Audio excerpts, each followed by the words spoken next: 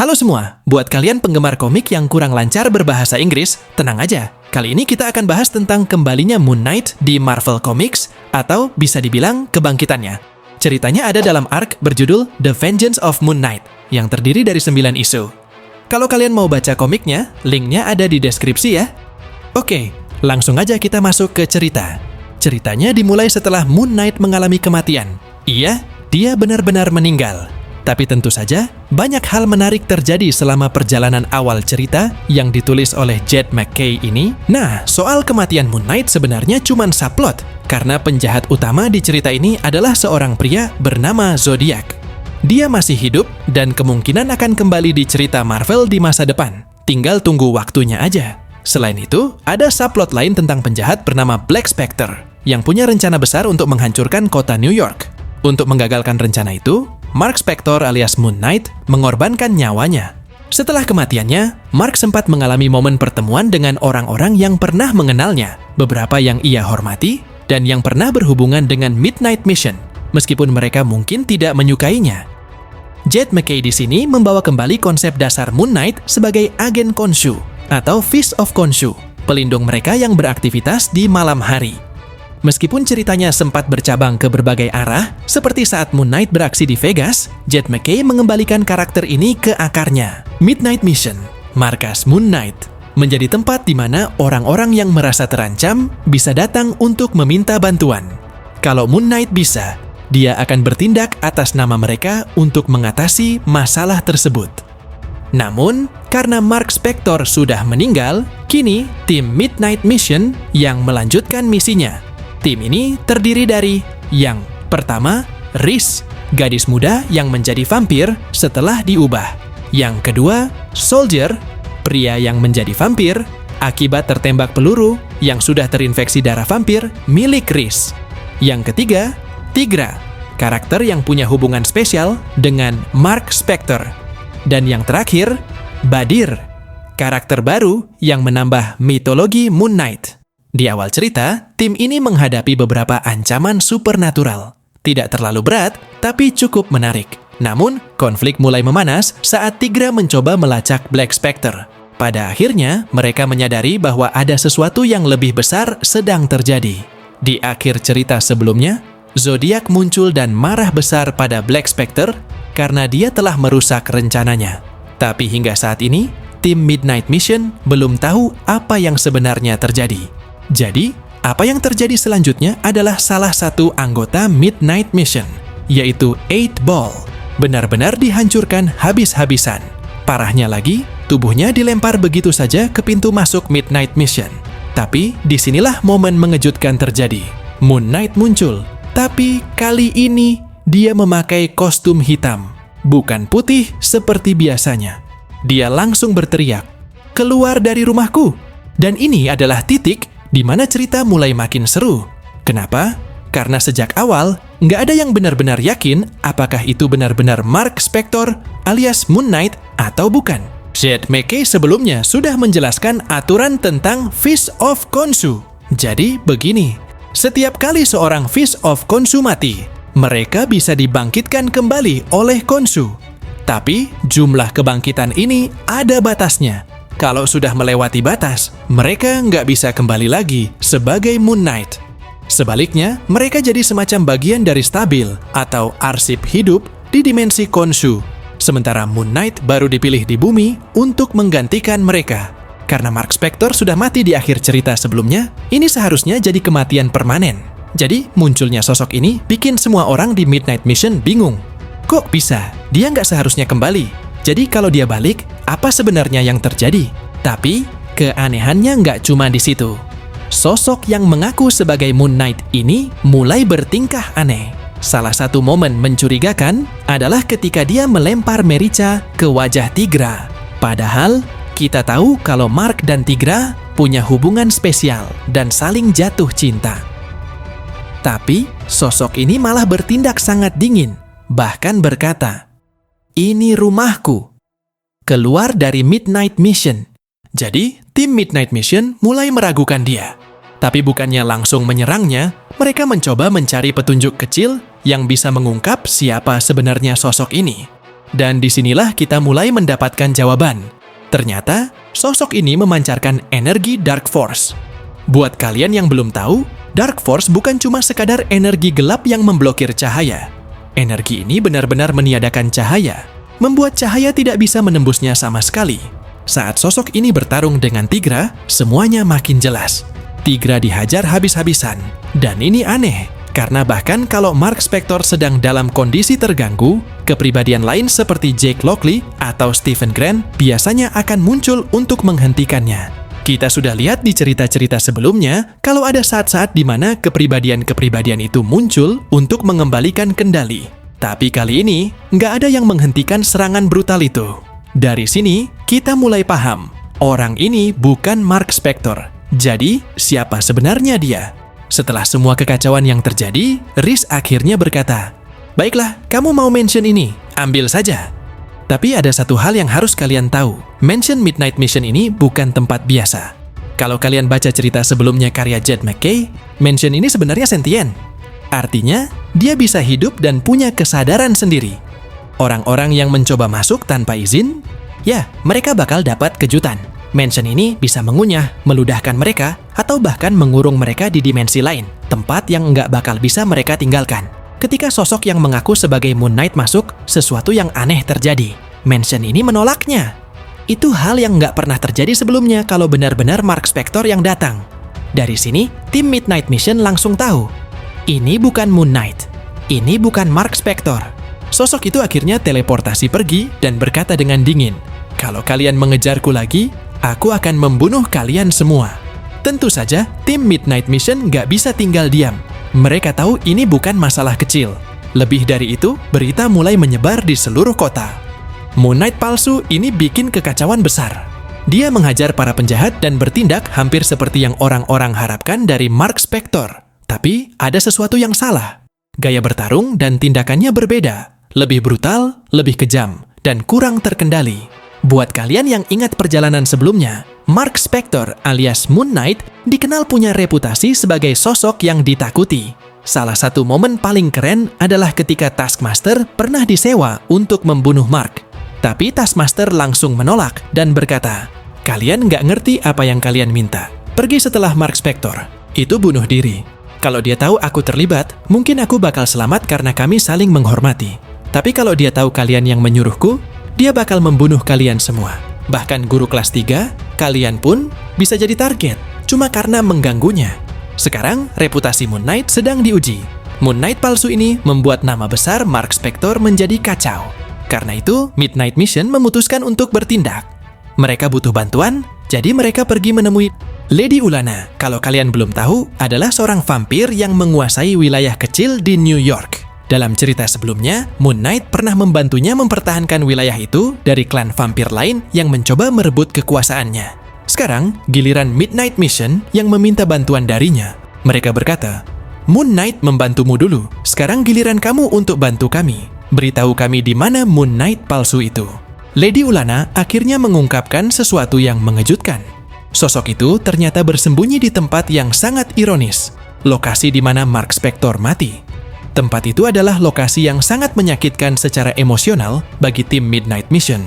Jadi mereka tidak pernah terpikir untuk mencarinya di sana. Tapi ini juga penghinaan besar, karena sosok itu sengaja memilih tempat itu untuk menguatkan dominasinya. Akhirnya, Badir dan Tigra yang maju untuk menghadapi Moon Knight palsu. Kenapa cuma mereka berdua? Karena mereka memilih untuk menyerang di siang hari. Alasannya jelas, siang hari adalah waktu di mana Moon Knight biasanya tidur. Dan itu memberi mereka keuntungan. Tapi ada juga alasan lain. Reese dan Soldier sebagai vampir tidak bisa beroperasi di bawah sinar matahari. Jadi, ini benar-benar momen krusial untuk Badir dan Tigra. Serangan ini mungkin curang dan tidak sepenuhnya adil, tapi menghadapi musuh seperti ini, mereka harus menggunakan semua cara yang ada. Lalu, apa yang akan terjadi selanjutnya? Apakah mereka berhasil mengungkap kebenaran di balik sosok palsu ini? Dan yang lebih penting, bagaimana nasib Mark Spector sebenarnya? Jawabannya ada di bagian berikutnya, jadi pastikan kalian tetap mengikuti cerita ini. Ketika Tigra dan Badir akhirnya berhasil masuk ke dalam gedung, mereka langsung disambut dengan sirkuit dan gadget yang penuh dengan alarm jarak jauh. Semua itu dirancang untuk mendeteksi pergerakan dan mengaktifkan alarm dengan cepat. Sialnya, ini jelas bukan keahlian mereka. Kalau saja Soldier ada di sini, situasi ini mungkin lebih mudah diatasi. Tapi Tigra nggak punya waktu untuk ragu. Dia tahu bahwa menyerang sekarang saat musuh tidak siap adalah peluang terbaik mereka untuk menang. Jadi, tanpa pikir panjang, mereka mulai menjatuhkan sensor-sensor gerak satu persatu. Alarm berbunyi keras, dan itu membangunkan Moon Knight palsu.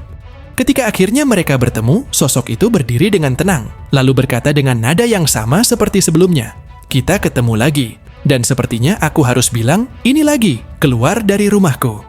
Pertarungan pun dimulai, dan kali ini terasa lebih intens. Tapi ada ironi besar di balik ini. Badir sebenarnya sudah mempersiapkan diri. Selama pertemuan mereka sebelumnya, dia mulai menyadari sesuatu. Meskipun identitas sosok ini masih misterius, gaya bertarungnya memberikan petunjuk besar. Orang ini adalah anggota Cult of Kali. Kalau kalian mengikuti cerita Moon Knight sebelumnya, kalian tahu bahwa Cult of Kali adalah musuh bebuyutan Cult of Khonu. Cult of Kali dikenal sebagai kelompok pembunuh yang beroperasi di malam hari. Sementara Cult of Khonu adalah pelindung mereka yang membutuhkan di malam hari. Dua kelompok ini seperti siang dan malam, mereka pernah berperang hebat di masa lalu, dan hampir semua anggota Cult of Kali telah musnah. Badir yakin bahwa musuh mereka ini adalah salah satu dari sedikit yang tersisa. Namun, dia awalnya mengira sosok ini adalah Rami, seorang Fist of Khonu yang legendaris. Rami adalah salah satu yang terakhir berhadapan dengan Cult of Kali di masa lalu. Tapi saat pertarungan berlangsung, kebenaran mulai terungkap. Tigra akhirnya mendapatkan keunggulan dan berhasil memojokkan lawan mereka.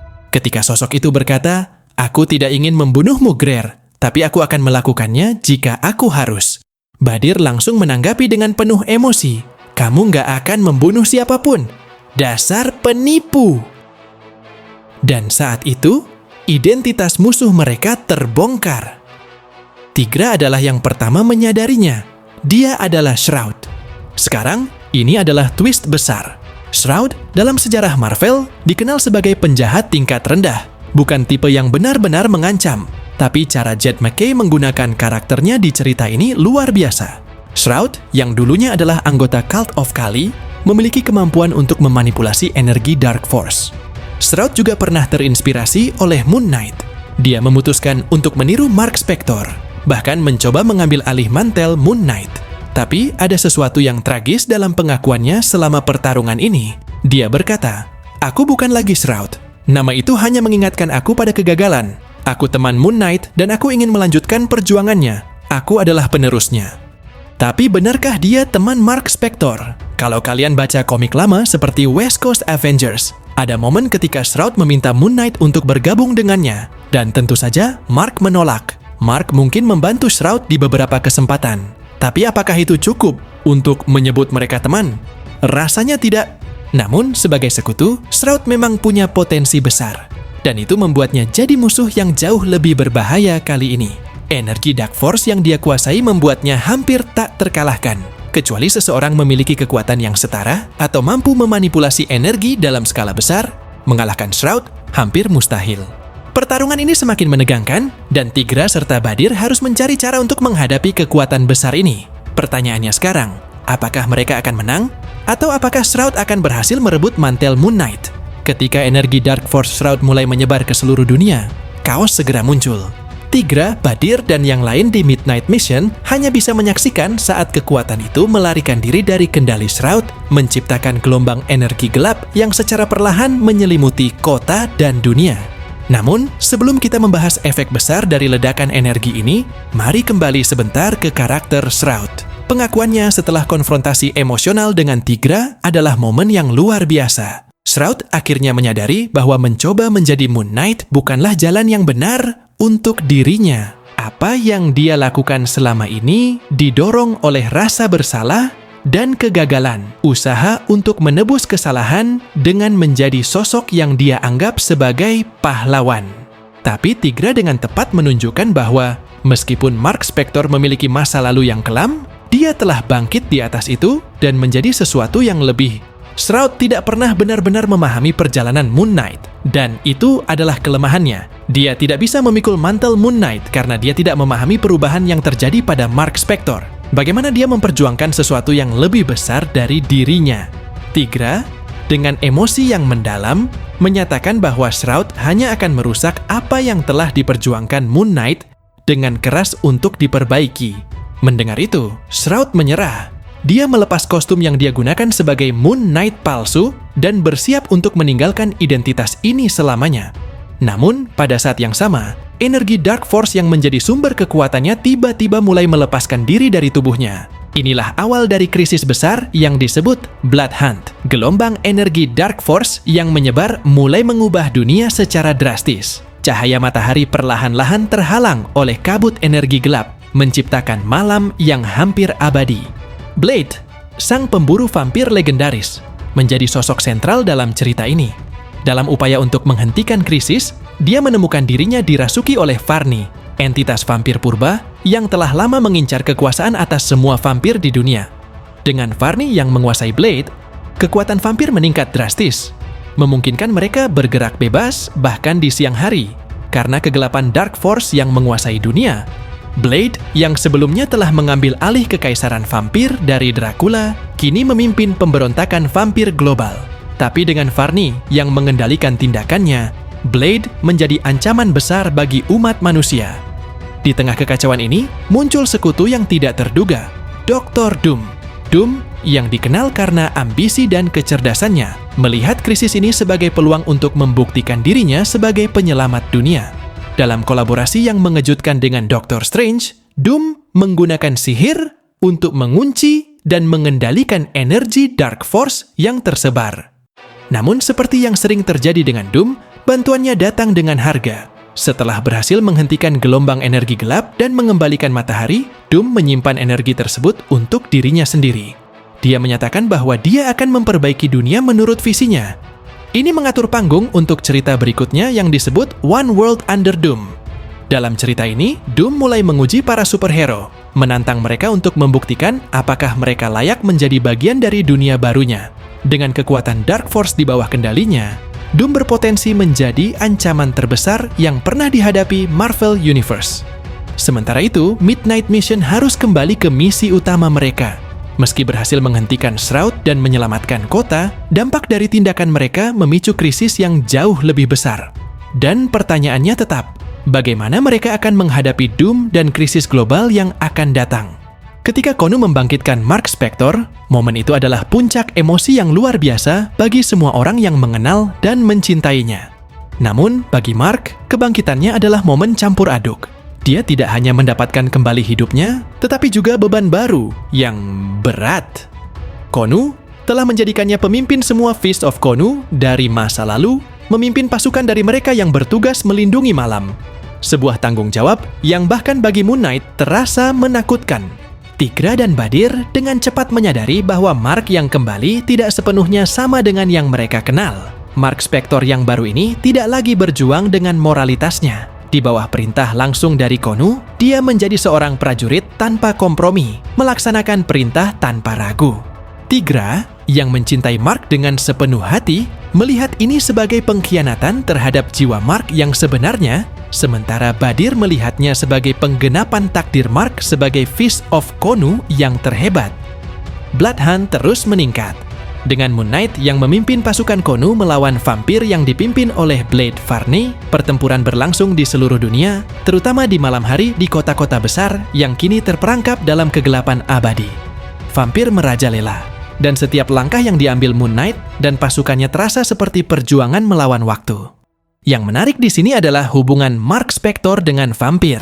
Sebelumnya, dalam komik-komik Midnight Mission, dia sering membantu individu-individu yang menderita atau menjadi korban vampir.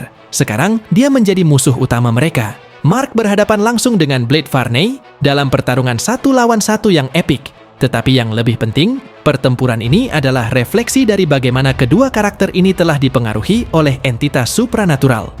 Di tengah konflik, Dr. Doom kembali muncul sebagai pemain utama. Dengan kekuatan Dark Force yang dia miliki, Doom menawarkan solusi yang aneh kepada Khonu. Kerjasama.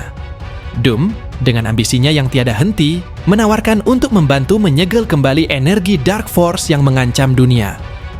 Sebagai gantinya, dia meminta pengakuan resmi dari Khonu sebagai pelindung malam yang baru. Ini menciptakan ketegangan besar. Khonu, yang sudah memiliki sejarah manipulasi, harus memutuskan apakah akan mempercayai Doom atau terus berperang tanpa kepastian kemenangan.